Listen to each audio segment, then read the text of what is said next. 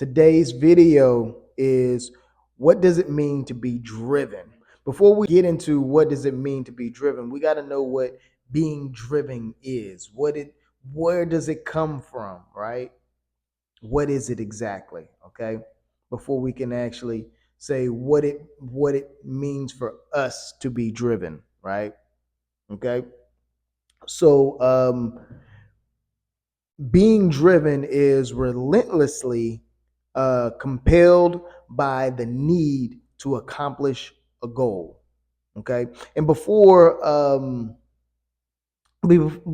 anybody can be driven in something, they first have to have an experience in that thing.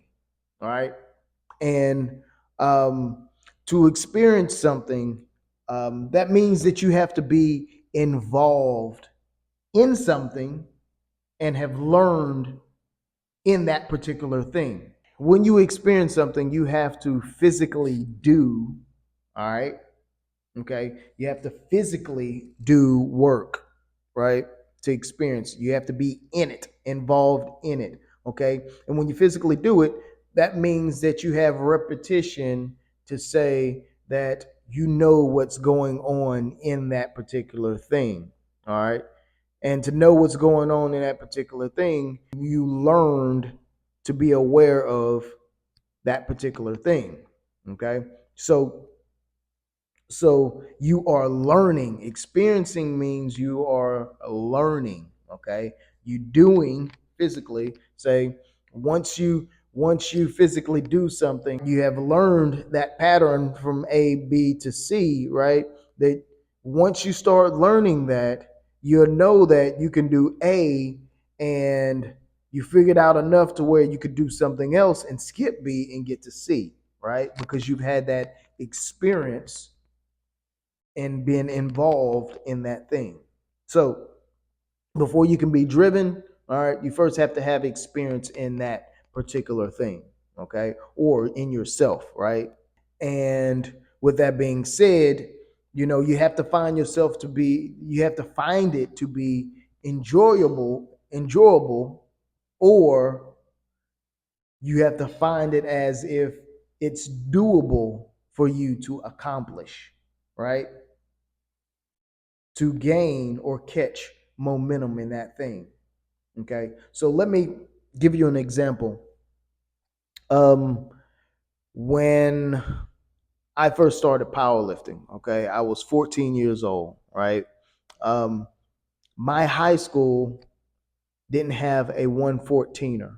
So they looked down in the junior high and saw, look for prospects for somebody to come and be a part of the team that fits that bill. All right. So they came and asked me if I wanted to compete in powerlifting. All right. Thought about it and I was like, well, why not? With that being said, for anybody that's in the fitness world, they remember their first experience as being in the gym and lifting. Like you go in there and you have to lift weights, which was hard and strenuous. And then on top of that, you got, sore after, right? It was a little bit of excitement because it's something that you knew, older people did, but at the same time it's something that, like, man, I really don't want to do this, but I want to, compete, right? This is something that I have to do in order for me to compete. I have to train, right? So I didn't really enjoy it, but I noticed that it was doable for me. Like I noticed um, that I had a slight, way of lifting, figuring things out that I could possibly be good at this, right? So it wasn't enjoyable, but I saw a window, or I saw a chance for me to be decent at this particular sport. Okay. So that gave me momentum to keep going. Right. From there, if you're not familiar with high school powerlifting, then there's only three meets. You have regionals, you have South State, and you have state, right? Okay. So um, regionals came up. All right. In regionals, I was the only 114er. I didn't have anybody to compete against. But I got to lift in the competition, and just doing those lifts, being on the platform and experiencing that environment and that event, you know, getting to see my numbers, right? That gave me momentum to want to do the next competition, South State, right? Okay. When it came to South State, it was me and two other people. So I was competing against two other people. All right. That meet went on. It was a battle between the three of us. I ended up pushing through and winning first place. I remember it was an experience. It was exciting. One guy missed a lift, and it put me over the edge to end up winning. Right. So that gave me more momentum to even want to train harder. Okay, in between South State and State. Okay. I walked into State, and it was a full roster. So it was six of us. I had to compete against five other people. Okay. This is my first year competing. And again, this was a battle. All right. I'm seeing, they gave us a list of, the rankings of this and that. And I wasn't the highest in the rankings of, who's looked to win. Right. So it was a battle. I went in there, but it came down to my last lift. Okay. Um, in order for, to decide if I'm going to get first place or not. Right. I was down some pounds, so I was sitting in like second or third. Right. But I had to lift in order for me to win. I had to lift, a certain amount of weight for me to tie with the number one person. And if I tied with the number one person, that would put me first place because I weighed lighter, right? So all that ended up happening. I pulled what I needed to pull, and I became, the state champion for my first year, right? After awards, it was me, a teammate, and my coach. It was just us three there, and they was talking amongst each other. And in my head, I said this one particular thing, and I said it out loud, and they were still talking. I said it to them. I was like, I'm going to be the pound for pound strongest person in the world. I said that at that moment. That was year 2000, when I was in ninth grade. Um, at that moment, that momentum that I had translated into being driven. Okay. So there's a difference between momentum and being driven. Okay. Momentum is like exercising, whereas being driven is like training. Okay. Exercising is attached to time and space, right? It's attached to those things. When I first was asked to become, you know, get on the team, I only trained, during that time that we had practice, right? Like the exercising was attached to time and space. Okay. After that time was over, my mind wasn't on it, right? I did what I had to do in order for me to be able to compete in regionals. That's exercising. It's connected to time and space. Now, training is disconnected from time and space, right? There's no ego. So when I say there's no ego, there's no obstacle, okay? So I'm just indulging in the process of what I'm doing. Okay, that's training. Is indulging. Like, it's no attachments. I'm not thinking about how long I'm in the gym. I'm not thinking about where I have to go or where I have to be. All I'm doing is indulging in the process of training.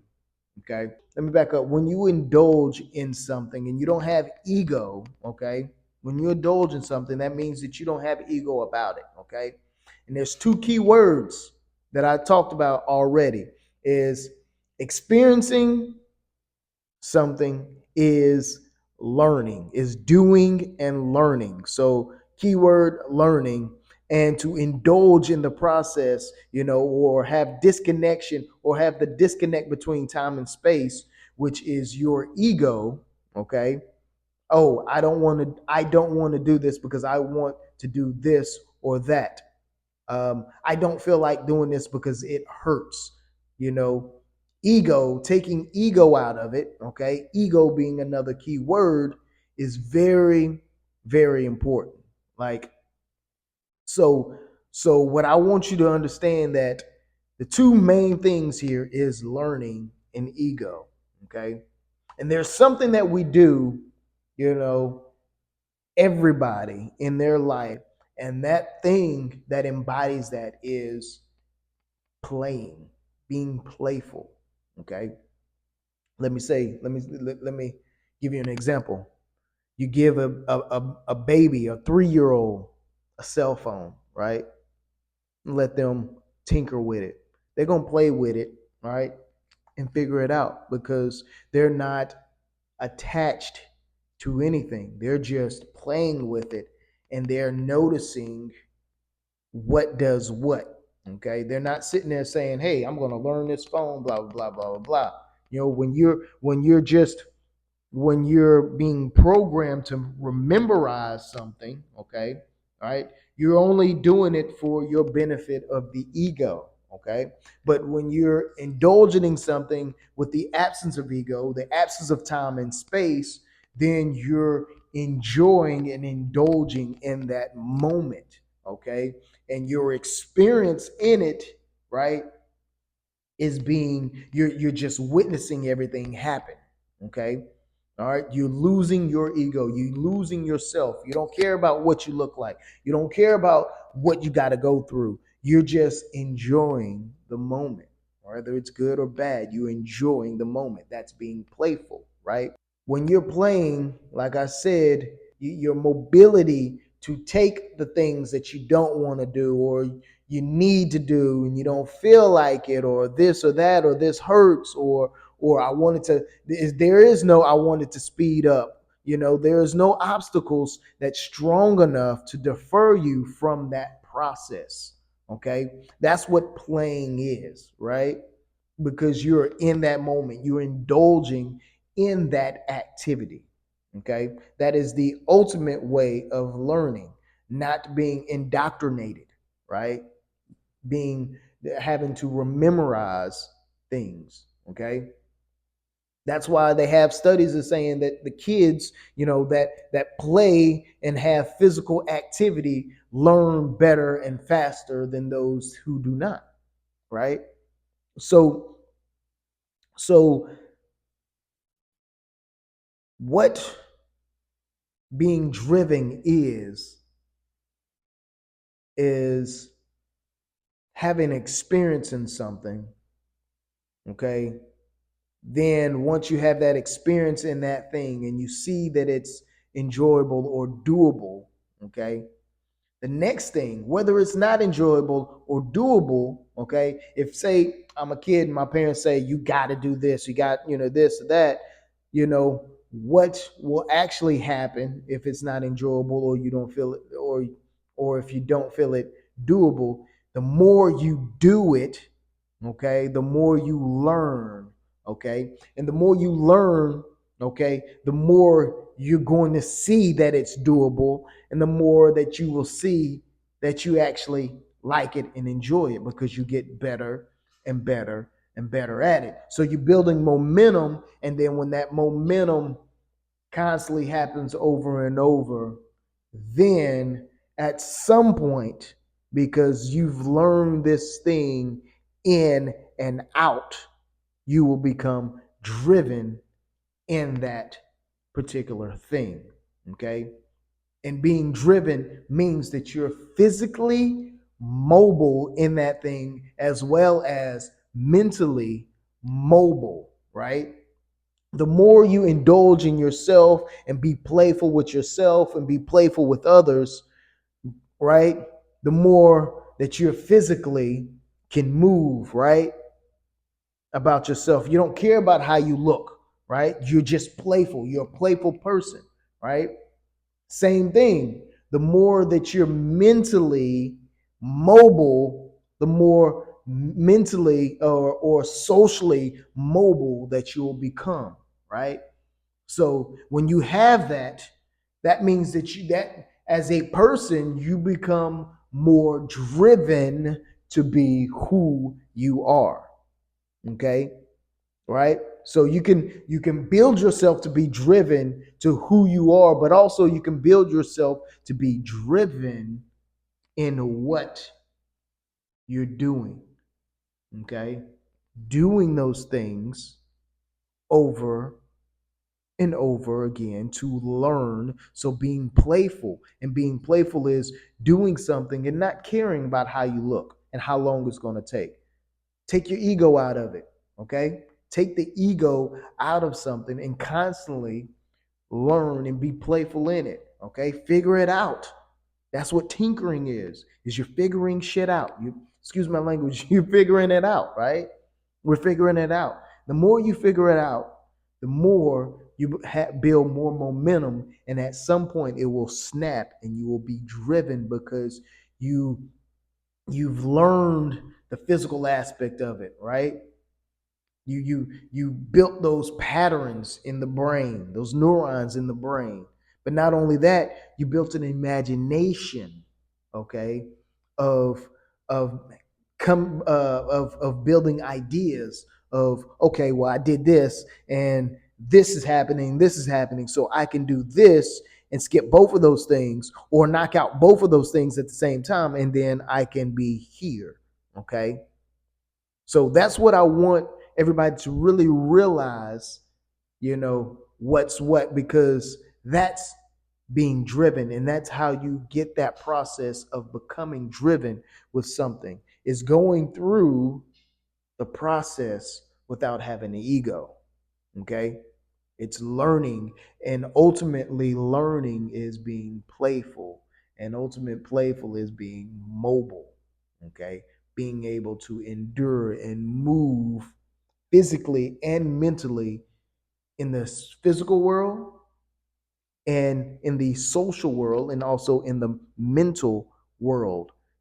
You can take those obstacles and move out the way, figure them out, and continue to go. Okay. So I hope this gave you some insight. And if you have any questions about this, please leave a comment. Ask me questions. There's no bad questions. Okay.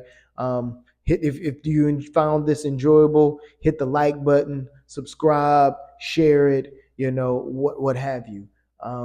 I thank y'all for the time for watching this, taking the time to watch this video, and again, ask questions. Let's discuss.